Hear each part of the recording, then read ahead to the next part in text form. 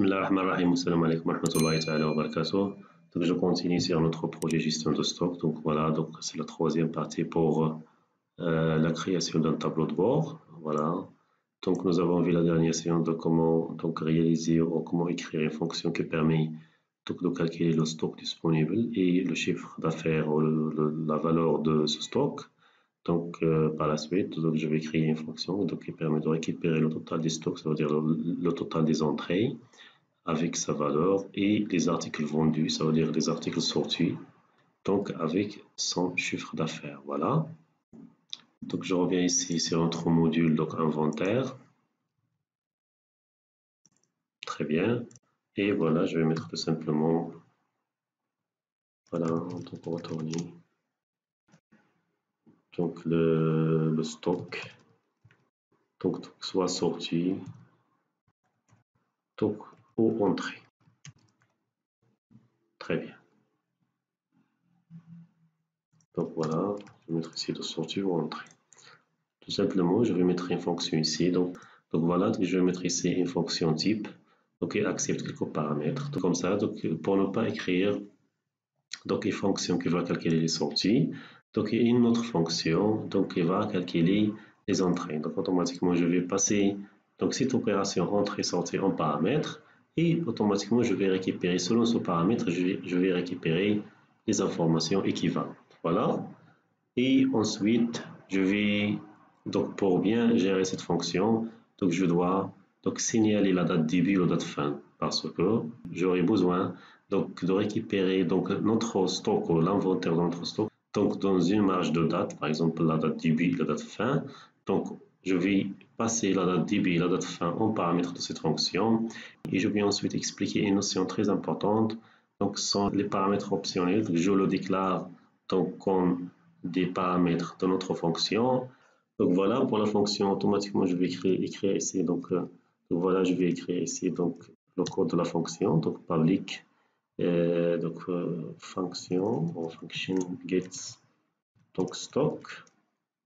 Je peux mettre ici donc par exemple le get total stock. Voilà. Donc j'ai dit donc le paramètre sortie et entrée. Donc je le signale ici comme paramètre, tout simplement avec soit opération. Donc as string et voilà. Donc je vais déclarer ensuite, donc je vais spécifier la date de début, la date fin. Par exemple, je vais récupérer donc notre stock entre une date de début et une date de fin. Voilà. Ou la date début, par exemple, date début. Donc il faut faire attention ici. Donc les dates, je ne vais pas les déclarer comme des variables dates parce que vous allez trouver des difficultés à gérer ce type de paramètres lorsqu'il sera paramètres optionnels. Voilà. Donc, parce que vous n'acceptez pas la valeur nulle, comme ça, vous n'allez pas voir est-ce qu'il est fourni ou non fourni ce paramètre. Donc, je le déclare ici date début as variant parce que variant, il va accepter n'importe quel type de données. Voilà. Et la date fin, donc as variant. Très bien. Donc, la valeur de retour, bien sûr, de getTotal stock sera une fonction ou, par exemple, sera une valeur longue. Anti-longue, voilà. Pardon, donc voilà ici donc function. Très bien. Pardon, je vais calculer les entrées et les sorties pour un stock. Donc pour notre stock à un moment donné entre date début et date fin. Voilà. Toutes les opérations entrée et sortie, voilà, elles seront enregistrées automatiquement dans la table mouvement. Donc nous avons vu donc, comment gérer la table mouvement ici. Donc voilà, donc avec type de mouvement. Donc si par exemple le type de mouvement et la sortie sont des sorties, ça veut dire des articles qui sont vendus. Voilà. S'il s'agit ici d'une entrée, automatiquement nous avons des nouvelles quantités entrantes. Voilà, et je vais calculer comme des entrées. Très bien. Dans la table mouvement, j'ai aussi donc la date move. Donc comme ça, je vais récupérer par exemple les entrées sur une date. Date début, date fin, et les sorties c'est une date début, date fin. Comme ça, je peux identifier automatiquement, par exemple, les dates où nous avons plus de ventes, où nous avons plus des entrées, et ainsi de suite. Donc voilà, donc je reviens ici sur mon code. Automatiquement, je vais récupérer, donc voilà, donc c'est la table mouvement. Donc si par exemple il s'agit ici d'une entrée, automatiquement je vais récupérer la somme des quantités. Comme ça, elle va être égale par exemple 3035. Donc pour vous aider franchement, je ne vais pas écrire directement le code ici. Pardon, je vais utiliser ici l'assistant pour générer la requête équivalente et je vais copier-coller le code SQL et je vais bien sûr faire des modifications. Comme ça sera marché. Très bien. Donc voilà, donc pour les entrées ou les sorties, automatiquement je vais donc aller ici par exemple sur donc création de requête et voilà, je sélectionne ici laisser déposer la table mouvement.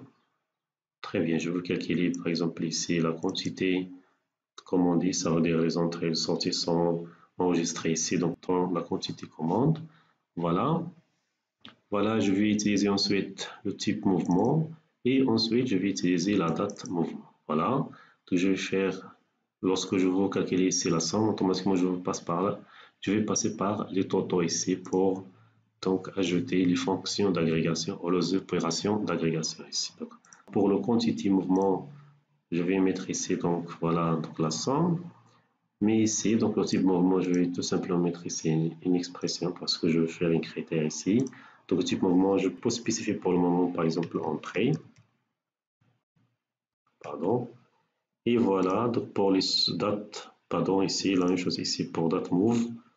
Je vais spécifier cette expression. Donc je vais mettre tout simplement, et je ne vais pas l'afficher ni le type mouvement, ni la date mouvement. Donc voilà, ici, je vais mettre tout simplement donc la date est between, entre par exemple date début, date fin, donc between. Donc je peux spécifier ici donc une date. Donc les dates elles sont donc précédées avec des dièses, comme ça. Très bien. Voilà, je vais mettre ici donc le 01 par exemple. Donc voilà 01. 01 par exemple 2018. Je fais n'importe quoi ici parce que je vais adapter la requête donc dans notre code VBA. Donc between and ici donc notre date comme ça. Donc, je peux écrire le code directement ici sur le code VBA donc pour écrire la requête, mais je préfère de pour simplifier la tâche. Automatiquement, je passe ici par une requête. Je vais donc générer la requête automatiquement et je vais récupérer le code SQL et copier-coller, bien sûr, applique des modifications. Voilà. Si je passe ici, donc clic droit et mode SQL. Donc voilà, comme vous voyez, donc je peux copier ce code. Et voilà, je reviens ici et je vais automatiquement mettre ici donc dim requête à string. Voilà, et je colle ici. Donc cette requête, je vais mettre tout simplement rec est égal à. Voilà, je spécifie. Donc c'est pas la peine d'utiliser donc le nom de la table. Automatiquement, je vais mettre ici donc quantité, somme quantité commande as. Je vais mettre ici donc voilà le s quantité par exemple, comme le nom de la variable. Donc from la table mouvement, voilà, et je vais mettre ici tout simplement comme ça pour retour à la ligne.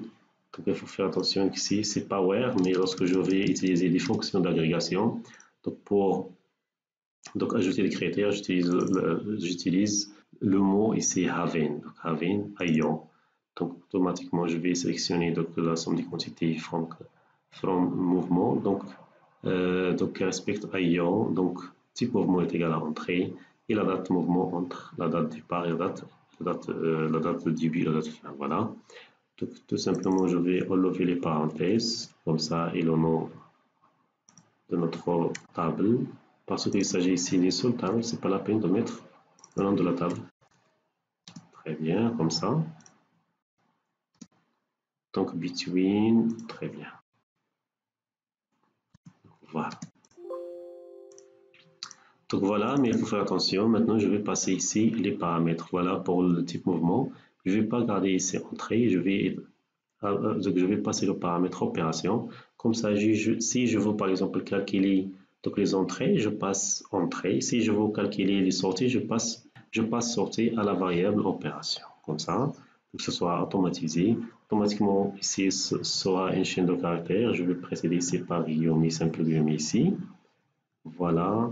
Et je supprime ici entrée. Et je fais ici, j'ajoute ici la chaîne de concaténation. Et je vais mettre tout simplement opération. Très bien. Voilà. Très bien. Donc voilà pour la date, début, date fin. Et il faut faire attention ici. Donc les dates seront précédées avec des dièses. Je vais garder ces dièses ici. Donc voilà, je vais mettre comme ça. Et ensuite, je vais mettre comme ça. Donc voilà. Pour ici, je vais mettre tout simplement la date début. Très bien. Concaténer avec dièse, and dièse. Et je fais la séparation ici. Et l'autre dièse va rester.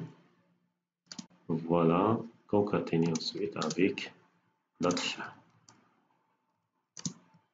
Très bien.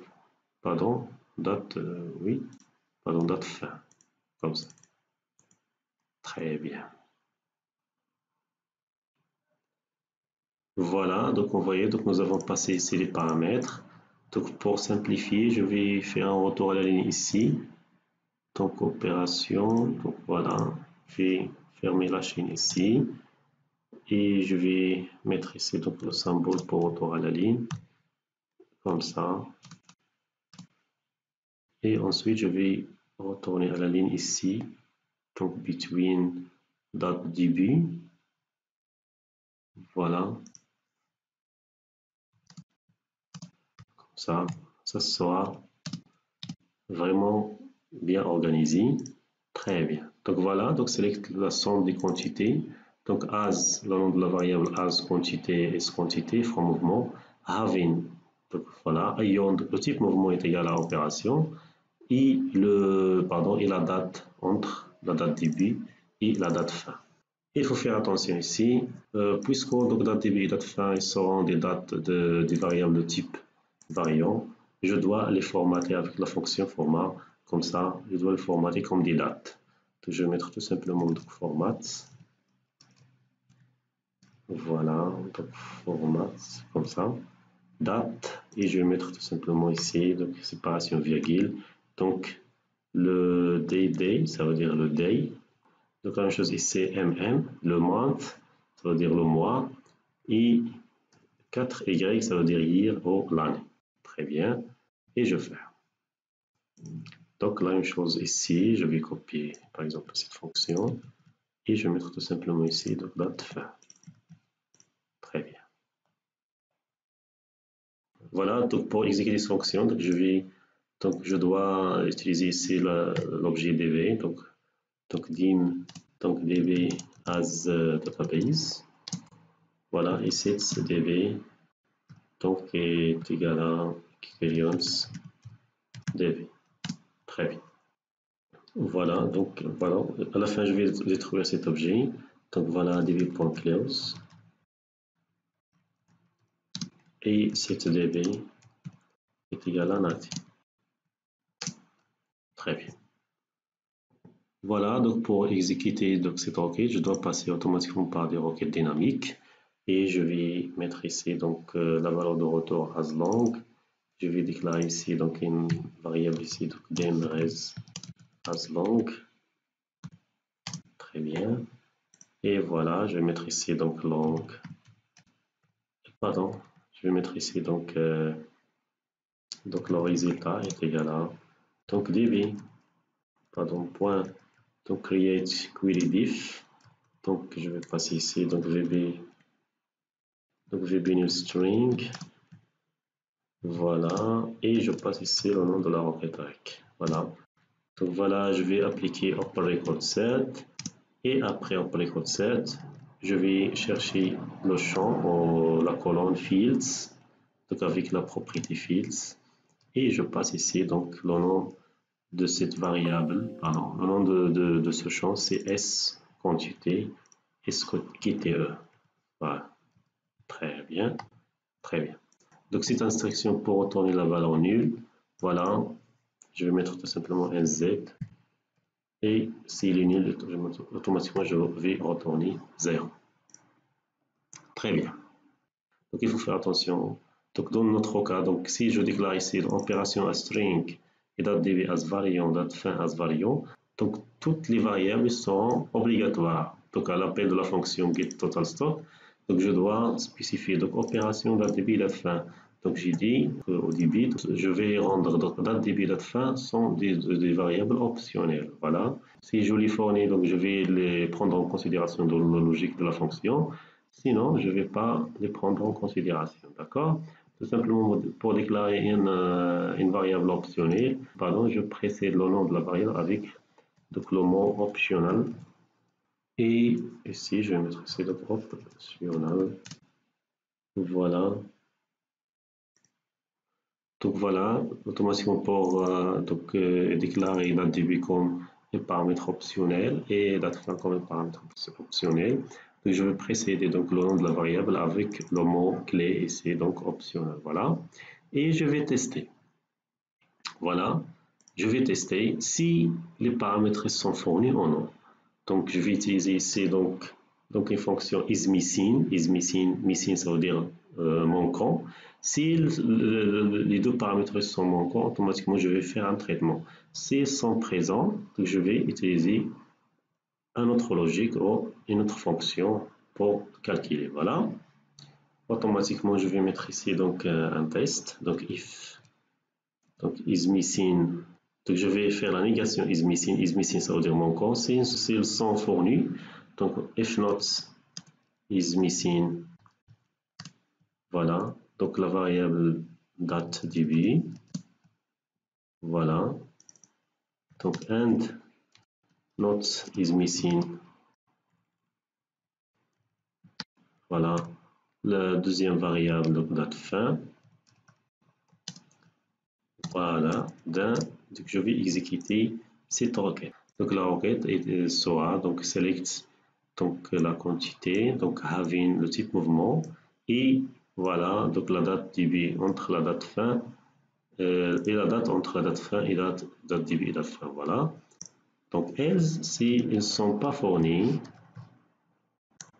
voilà, qu'est-ce que je vais mettre ici?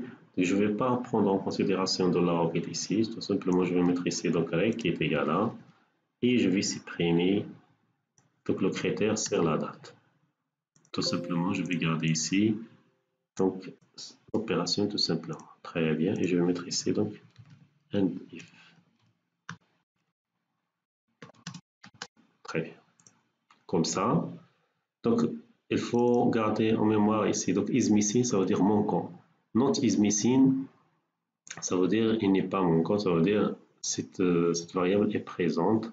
Automatiquement je vais le prendre en considération ici. Voilà. Donc la première requête si les variables sont fournies. La deuxième requête si les variables ne sont pas fournies. Très bien.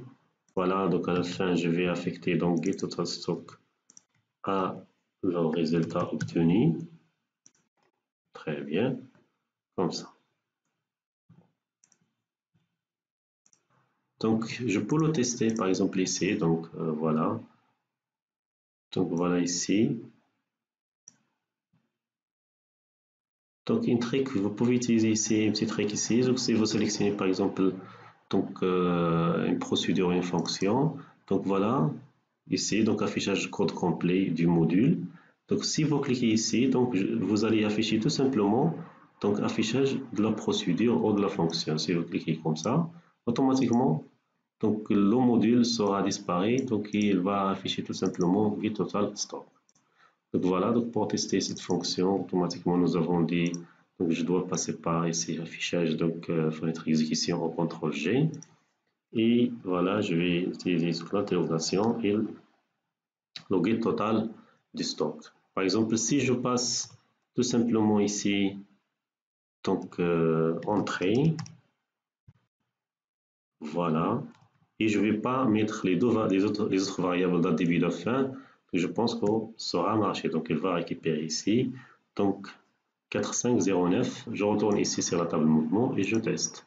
Donc, c'est les entrées, voilà. Donc, on voit ici 4509. Voilà. Donc si je vais mettre par exemple sortie, très bien, je vais taper ici pour exécuter. Donc 3, donc voilà, 3, 0, 3, 5, voilà, c'est la même chose ici. Donc c'est ressorti et voilà. Donc 3, 0, 3, 5. Voilà. Donc si je vais spécifier par exemple la date, entre date début et date fin. Donc voilà, je spécifie par exemple les sorties. Et voilà, je vais mettre ici une date. Donc une date par exemple entre le 25-8, pardon, donc le 25-8 2019 et voilà, donc le 4-9 par exemple. Voilà, je vais ajouter le deuxième paramètre ici. Donc il faut faire attention, vous devez ajouter ici les dièses pour, comme ça les paramètres de date seront corrects. Et je vais mettre ensuite, je pense ici, donc le 4-9 2019. Le 4-9 2019, voilà. Donc le 04, donc 09 2019. Très bien. Si je tape ici entrée,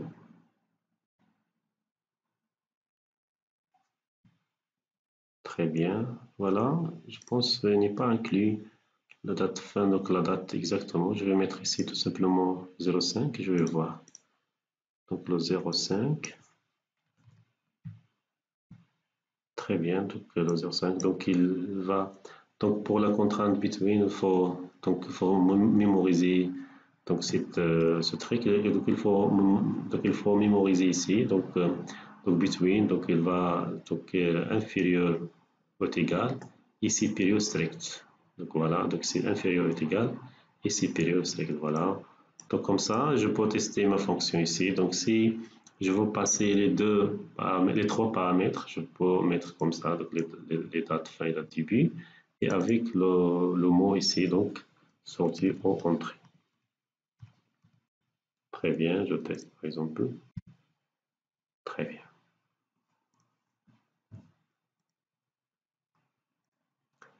Et voilà, donc pour la deuxième fonction que je vais mettre ici, automatiquement, je vais calculer, voilà, donc le volume. Donc je vais calculer ensuite le volume de site stock. Voilà, la même chose ici. Donc je vais presque copier la même fonction. Tout simplement, je vais ajouter ici donc la multiplication fois de quantité commandée fois la quantité, voilà, donc la quantité de vente. Pardon. Donc voilà pour la deuxième fonction. Je reviens ici, je clique ici pour afficher le module complet. Voilà. Donc la deuxième fonction que je vais créer, donc la fonction donc il va récupérer le volume de ce stock, ça veut dire la valeur en dirham de ce stock. Tout simplement, je vais copier et coller cette fonction. Voilà, je vais écrire retourner donc la valeur. Donc la valeur en dirham des entrées et des sorties. Voilà. Donc volume, je vais mettre ici donc volume total stock. Donc les paramètres sont les mêmes. Donc l'opération date début date fin. Qu'est-ce que je vais mettre ici? Donc si je reviens ici, c'est donc le prix unitaire. Donc tout simplement, je vais mettre ici. Donc voilà. Donc la somme de quoi? Donc la somme des quantités commandées. Donc voilà, fois le prix unitaire. Très bien. Et le reste, donc la même chose ici. Je ne vais rien changer, donc automatiquement, je change tout simplement ici. Donc je vais ajouter ici donc la quantité commandée fois le prix unitaire. Donc voilà, si je teste comme ça, je teste cette fonction. Est-ce que ça marche ou non? Je clique ici sur Entrée. Pardon, ici, je vais modifier bien sûr le nom de la fonction. Très bien. Très bien. Donc pour les entrées, pour les sorties. Voilà. Donc c'est très important d'utiliser cette fonction d'exécution Donc, comme ça, vous allez connaître si vous avez par exemple des erreurs à votre code ou non, vous testez avant de l'utiliser sur des interfaces ou des formulaires. Voilà. Donc, nous avons créé les deux fonctions donc, pour cette séance. Et voilà, je vais l'intégrer automatiquement sur le menu donc, tableau de bord. Voilà. Donc, je retourne ici. Donc, je vais copier ici du total stock. Et voilà, sur tableau de bord, automatiquement sur le total des stocks, ça veut dire les entrées. Donc, je vais renommer ici donc cette zone de texte, donc txt, donc total stock. Voilà, c'est entrée. Ici, ce sont les entrées. La même chose ici, donc pour les entrées, je vais mettre ici donc total volume, pardon, volume total stock entrée. Et voilà, donc la même chose ici, donc je vais mettre pour les sorties. Voilà, je vais mettre ici, c'est pas entrée, mais sortie. Donc la même variable ici, je vais copier cette variable et je vais mettre ici. Donc voilà, sortie. Très bien. Donc voilà, j'ai 4 variables ici, total stock entrée et total volume stock entrée. Voilà, le total stock sortie et le total volume stock sortie. Voilà, je reviens ici, donc c'est événement. Donc, pardon. Donc ici, c'est le formulaire, donc événement. Et voilà, je vais tout simplement faire appel à les fonctions que nous avons créées. Très bien. Donc voilà, mi.txt, donc total stock, pardon, total stock entrée, automatiquement est égal à la fonction getTotalStock. Voilà, avec les paramètres, tout simplement, je vais mettre ici entrée. Voilà, donc je ne vais pas spécifier, la date début date fin, donc je vais retourner le global et on va voir comment utiliser donc, cette fonction avec les paramètres date début date fin. Donc, pour ne pas écrire une autre fonction qui accepte la date début date fin, donc j'écris une fonction donc, qui va être utilisée donc, dans plusieurs reprises. Voilà. Donc la même chose ici pour le volume, donc mi.total, pardon, txt volume total stock entrée. Voilà, je vais mettre ici donc get total stock, ou pardon, get volume, donc volume total stock et je vais mettre ici donc entrée. Très bien, voilà. Donc voilà pour les sorties, automatiquement je vais copier-coller je pense, et je vais mettre ici donc sortie, et ici c'est sortie. Donc ici la même chose, donc sortie, ici donc sortie. Très bien. Voilà, si vous compilez ici, donc vous lancez votre interface. Voilà, je peux enregistrer, c'est pas grave. Donc voilà ici, donc je reviens voilà sur format. Et voilà, je vais mettre ici monétaire et la même chose ici, donc monétaire. Très bien. Si vous lancez, et voilà. Donc vous avez ici donc total stock, ça veut dire les sorties. Donc il faut faire attention, donc ces valeurs ne sont pas vraiment correctes parce qu'il s'agit d'une base de données de test. Donc j'ai fait plusieurs manipulations. Donc lorsqu'on va avoir bien sûr notre réelle base de données, donc les données seront bien correctes ici, donc concernant la valeur. Donc voilà le total de stock, donc sa valeur, les articles vendus, sa valeur et ainsi de suite. Voilà. Donc, merci. Donc, à la prochaine séance. Donc, on va voir donc, comment calculer le stock épuisé, donc comment récupérer les faibles quantités, ainsi de suite avec les pourcentages. Et on va entamer, bien sûr, dans les prochaines vidéos, donc comment faire une situation du paiement et sur les factures. Voilà, merci, à bientôt. Donc, et à la prochaine séance, Inch'Allah. Merci.